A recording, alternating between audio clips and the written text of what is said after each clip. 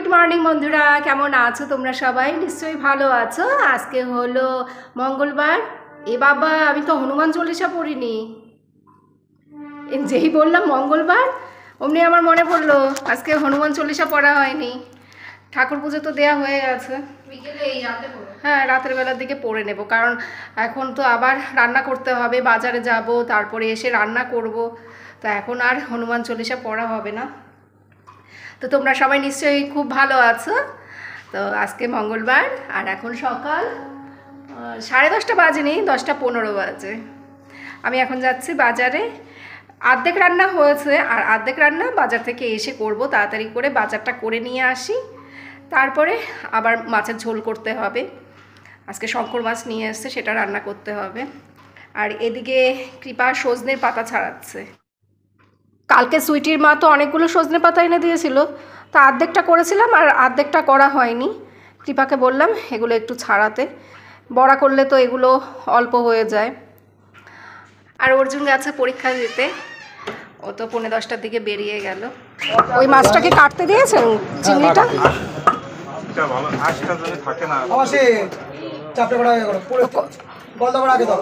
কত হলো আপনার তাহলে? বাড়িতে চলে আসলাম মাছ আর মাংস নিয়ে। আমি এখন রান্না করি তাড়াতাড়ি করে। এগুলো এখন রান্না করব না, এগুলো ধুয়ে ফ্রিজে রেখে দেবো। আর আমার মেয়ে সজনে পাতা ছাড়িয়েছে সারা ঘরে, আমি শুধু পাতা আর পাতাই দেখতে পাচ্ছি। এটা হলো শঙ্কর মাছ। এটা সকালবেলা আমার হাজব্যান্ড বাজার থেকে নিয়ে এসছে। তো মাছের ঝোলটা এখনও করা হয়নি, এখন এই শঙ্কর মাছটাই রান্না করব। আর আমি যে এইমাত্র বাজারে গেলাম, এখন বাজার থেকে আমি নিয়ে এসেছি এই দেখো বড় কাতলা মাছের পেটি আর গলদা চিংড়ি, 2 রকমের মাছ নিয়ে এসেছি। তো আমি যে মাছগুলো নিয়ে এসেছি সেগুলো আজকে রান্না করব না, এগুলো আগামীকাল রান্না করব। আগামীকাল আমার হাজব্যান্ডের বার্থডে, তো সেই জন্যই আমি আজকে থেকেই একটু একটু করে বাজার হাট করা, ঘর গোছানোর কাজ এগুলো সব করে রাখছি। কালকে আমি বাজার থেকে এগুলো কিনে নিয়ে এসে আবার রান্না করতে পারবো না, মানে অনেকটা দেরি হয়ে যাবে, অনেক কিছু রান্না করব, তো ওই জন্য আজকের দিনেই আমি বাজার করে রাখলাম। তো মাছগুলো সব ধুয়ে রাখলাম। আর চিকেনও কিনে নিয়ে এসেছি, 2 রকমের মাছ আর হলো গিয়ে চিকেন, এই 3টে জিনিস এইমাত্র বাজার থেকে কিনে নিয়ে আসলাম। চিকেনের ভিডিওটা করেছিলাম না করিনি আমার না একদমই খেয়াল নেই, মনে হয় করা হয়নি। যাই হোক, এগুলো সব আমি ধুয়ে ফ্রিজের মধ্যে রেখে দিলাম। কালকে তাহলে আর এগুলো আমাকে এত ভালো করে ধুতে হবে না, ওই 1-2 বার একটু ধুয়ে নেব। আর আজকে ব্রেকফাস্টে বানিয়েছিলাম উত্তাপাম, ভীষণ ভালো হয়েছিল খেতে। আর কৃপা বানিয়েছিল বাদামের চাটনি, তো চাটনিটা শেষ হয়ে গেছে, অল্প একটু রয়েছে। তা আমি এখন ব্রেকফাস্ট করে নিচ্ছি, 12টা বাজে এখন। আজকে রান্না করেছিলাম লাল শাক ভাজা, সজনে পাতার বড়া, আর এটা হলো কি একটা সবজি, এই মূলো, শিম, বেগুন, তারপরে একটু পেঁপে, মিষ্টি কুমড়ো এই দিয়ে একটা সবজি করা হয়েছে। আর এই হলো শঙ্কর মাছের ঝাল, পেঁয়াজ, রসুন, আদা বাটা, টমেটো বাটা এগুলো দিয়ে এই শঙ্কর মাছটা রান্না করেছি। যেভাবে চিকেন রান্না করা হয় সেইভাবেই শঙ্কর মাছটা রান্না করি। আর বাড়িতে ওরা সবাই শঙ্কর মাছ খেতে ভীষণ পছন্দ করে, আর আমি এর গন্ধটাই সহ্য করতে পারি না। আমার জন্য আমি 2টো ডিম সেদ্ধ করে নিয়েছি। গুড ইভিনিং বন্ধুরা, এখন হয়তো 5:45 মতো বাজে। আমার সন্ধেবাতি দেয়া এগুলো সব হয়ে গেছে, গোপালকে ঘুম পাড়িয়ে দিয়েছি, আর অর্জুন এখন পড়তে যাবে। আর এদিকে আমি এখন ডাইনিং রুমটা অর্গানাইজ করব। মাঝে মধ্যে ঘরের জিনিসপত্র এদিক ওদিক করলে মনটা বেশ ভালো লাগে, সবসময় একই রকমভাবে বাড়িঘর দেখতে ভালো লাগে না। ডাইনিং টেবিলের উপরে যে প্লাস্টিক কভারটা রয়েছে ওটাকে ফার্স্টে ভালো করে পরিষ্কার করতে হবে। আর এখন এই জিনিসপত্রগুলো সরিয়ে নেব। তো কিছু জিনিসপত্র ডাইনিং টেবিলের উপরে রেখে দেব, আর কিছু জিনিসপত্র সরিয়ে অন্য কিছু জিনিস এখানে অ্যাড করা হবে। ফার্স্টে আগে প্লাস্টিকটা পরিষ্কার করব, ভিম জেল আর ওই স্কচব্রাইট দিয়ে ঘষে ঘষে প্লাস্টিকটা ভালো করে পরিষ্কার করলাম। প্রতি বছর আমার হাজব্যান্ডের বার্থডের আগের দিন আমি বাজার হাট করে রাখি, ওকে দিয়ে আমি বাজার করাই না। ওকে দিয়ে যদি বাজার করাই তাহলে তো ও জেনে যাবে যে ওর জন্য আমি কি কি রান্না করব। আমি নিজের মতো করে আগের দিন বাজার হাট করে রাখি, পরের দিন নিজের হাতে রান্না করে সাজিয়ে গুছিয়ে ওকে খেতে দেই। তো প্রতি বছর একইভাবে ওর বার্থডেটা সেলিব্রেট করা হয়। এর থেকে বেশি কিছু করার মতো ক্ষমতা তো আর আমার নেই। আমি যেটুকু পারি সেটুকু ওর জন্য করার চেষ্টা করি। তবে কৃপা বড় হওয়ার পর থেকে পাপার বার্থডেটা কীভাবে সেলিব্রেট করবে, কিভাবে অর্গানাইজ করবে, সেসবের দায়িত্ব কিছুটা নেয়। ওই আমাকে এখন বলতে পারো গাইড করে। আমাদের এই ডাইনিং টেবিলের চেয়ারের সিটগুলো একদম নষ্ট হয়ে গেছে, দেখো রং উঠে কীরকম বিশ্রী দেখাচ্ছে এখন এগুলোকে। এগুলো ফোমের তৈরি, আর উপরটা হলো গিয়ে ভেলভেট টাইপের যে কাপড়গুলো রয়েছে সেই কাপড়ের তৈরি। 14-15 বছর ধরে এই সিটগুলোর উপরে অনেক অত্যাচার করা হয়েছে। শুধু শুধু এই সিটগুলোর দোষ দিলে হবে না, 14-15টা বছর একদম কম সময়ে না। এই সিটগুলোর উপরে আমি সোফা কভার দিয়ে ঢেকে রাখলাম। আপাততভাবে কিছুটা হলেও তো দেখতে এখন ভালো লাগছে। সব সময় তো আর সাথে সাথে নতুন নতুন জিনিসপত্র কিনে আনা যায় না। যদিও আমাদের বাড়ির জন্য এখন ইমিডিয়েট কিছু জিনিসপত্র কেনা দরকার। 1 নাম্বার হলো এই ডাইনিং টেবিলের সিটগুলো চেঞ্জ করা দরকার। তারপর নিচের ঘরে যে স্টিল আলমারিটা রয়েছে সেটাও খারাপ হয়ে গেছে, ওটা চেঞ্জ করা দরকার। তারপর উপরের ঘরে যে টিভিটা রয়েছে সেই টিভিটাও খারাপ হয়ে গেছে, একটা টিভি কেনা দরকার। ওয়াশিং মেশিনটা খারাপ হয়ে গেছে, সেটা ঠিক করা দরকার। এরকম প্রচুর জিনিসপত্র আমাদের বাড়ির জন্য কেনা দরকার। মানে এই বছর তো একটার পর একটা জিনিসপত্র শুধু নষ্ট হয়েই যাচ্ছে। তোমরা যারা আমার ব্লগ দেখো তোমাদেরকে তো আমি সবসময় বলি যে 25 সালটা মনে হয় আমার জন্য একটা অভিশপ্ত বছর। সেই প্রথম থেকে আমি দেখে আসছি। যাই হোক, সেসব কথা বাদ দেই। আমি এখন অন্য মুডে আছি, আমি এখন ঘর গোছানোর মুডে আছি। তো এইখানটায় দেখো আমি একটা কার্পেট পেতে দিলাম। এই যে আমাদের এই সুর একটা রয়েছে এর পাশে এই কার্পেটটা পেতে দিয়েছি। সরু এই লম্বা কার্পেটটা আমি এখানে পাতার জন্যই অনলাইনে অর্ডার করেছিলাম। যখন এটা অনলাইন থেকে এসেছিলো তখন তোমাদেরকে এটা আমি দেখিয়েছিলাম।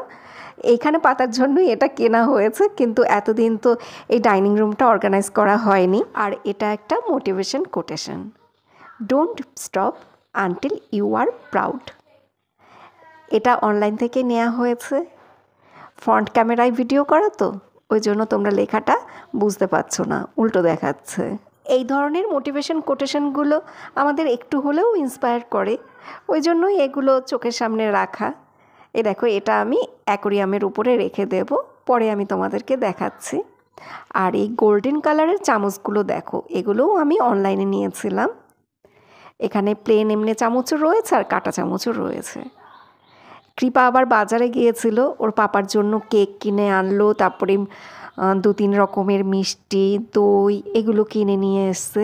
গতকালকে ভোরবেলা কৃপা কলেজে চলে যাবে, ওর পরীক্ষা রয়েছে, সেই জন্য আজকেই ও বাইরের জিনিসপত্রগুলো কিনে নিয়ে আসলো।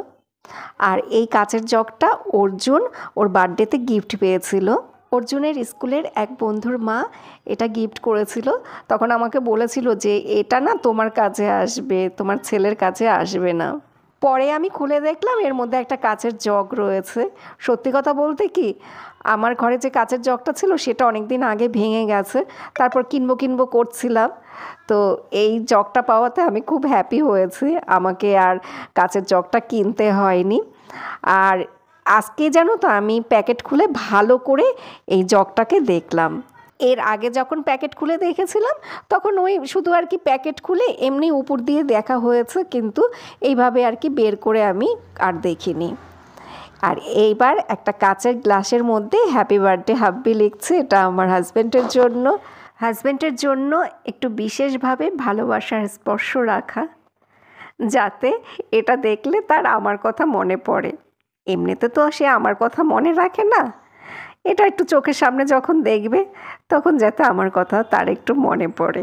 গ্লাসে এই জলের মধ্যে আর্টিফিশিয়াল শঙ্খ, তারপর ছোট ছোট বল এগুলো সব রাখলাম, আর একটা ক্যান্ডেল রাখলাম।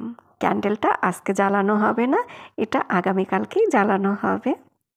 আর এই দেখো পুরো ডাইনিং রুমটা এবার তোমাদেরকে আমি দেখিয়ে দিচ্ছি। এই যে অ্যাকোরিয়ামটা, এর উপরে একটা বড় টেবিল ম্যাট রাখা হয়েছে। এই টেবিল ম্যাটটা আমার এত পছন্দের, ভীষণ সুন্দর টেবিল ম্যাটটা। আর ওই যে মোটিভেশন কোটেশনটা রাখা হয়েছে, একটা আর্টিফিশিয়াল লোটাস রাখা হয়েছে, আর একটা দেখো মটকা ক্যান্ডেল রয়েছে। এই মটকা ক্যান্ডেলটা আমি দিওয়ালির সময় কিনেছিলাম, তো এটা রয়ে গেছে। এটাও ভাবলাম এখানে সাজিয়ে রাখি, দেখতে তো মন্দ লাগছে না। অ্যাকোরিয়ামের মধ্যে তো এখন কোনো মাছ নেই, সেই জন্যই আমি অ্যাকোরিয়ামের উপরে এই জিনিসগুলো রাখলাম। যদি এর মধ্যে মাছ থাকতো তাহলে কিন্তু এই জিনিসগুলো এখানে রাখা যেত না, কারণ ওই উপরের ওই ঢাকনাটা খুলে মাছেদেরকে খাবার দেয়া হয়। তো এখন মাছ নেই বলেই আমি ওই জিনিসপত্রগুলো ওখানে সাজিয়ে রাখলাম। এবার তোমাদেরকে ডাইনিং টেবিলটা দেখিয়ে দিচ্ছি। ডাইনিং টেবিলের উপরে এই জিনিসপত্রগুলো আমাকে সবসময়ই রাখতে হয়। এই কৌটোর মধ্যে রয়েছে মেথি। আমার হাজব্যান্ডের জন্য রাতের বেলা মেথি ভিজিয়ে রাখতে হয়, সকালবেলা ও মেথির জলটা খেয়ে থাকে, ওর সুগার রয়েছে তো ওই জন্য। আমন্ড রয়েছে এটার মধ্যে, পিঙ্ক সল্ট রয়েছে, তারপরে হোয়াইট সল্টও রয়েছে, থাইরয়েডের ওষুধ রয়েছে। আরেকটা দেখো উডেন কালারের ছোট্ট মতো টেবিল ম্যাট রয়েছে। ওই টেবিল ম্যাটটা ভীষণ ভালো। আমি যখন গরম কোনো কিছু টেবিলের উপরে রাখি তখন ওই উডেন কালারের টেবিল ম্যাটটার উপরেই রাখি। হালকা গরম কিছু যখন টেবিলে রাখি তখন এমনি নর্মাল টেবিল ম্যাটের উপরে রেখে দিই, কিন্তু বেশি গরম কিছু রাখি যখন তখন ওই উডেন ম্যাটটা আমার দরকার হয়। আর এই কফি মগটা আমার হাজব্যান্ডকে একজন গিফট করেছিল। এখানে দেখো আমার হাজব্যান্ডের নাম লেখা রয়েছে, শিশিরকে শুভ শারদীয়ার প্রীতি ও শুভেচ্ছা, আর আমার ফটোও রয়েছে এর মধ্যে।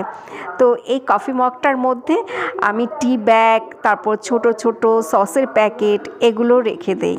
এই ছোট ছোট জিনিসগুলো আগে আমি কিচেন ক্যাবিনেটে রেখে দিতাম, কিন্তু ওখানে রেখে দেওয়ার পর পুরো ভুলেই যেতাম এইসবের কথা। তো সেই জন্য এগুলো আমি চোখের সামনে টেবিলের উপরেই রেখে দিলাম, তাহলে এগুলো মনে করে খাওয়া হবে।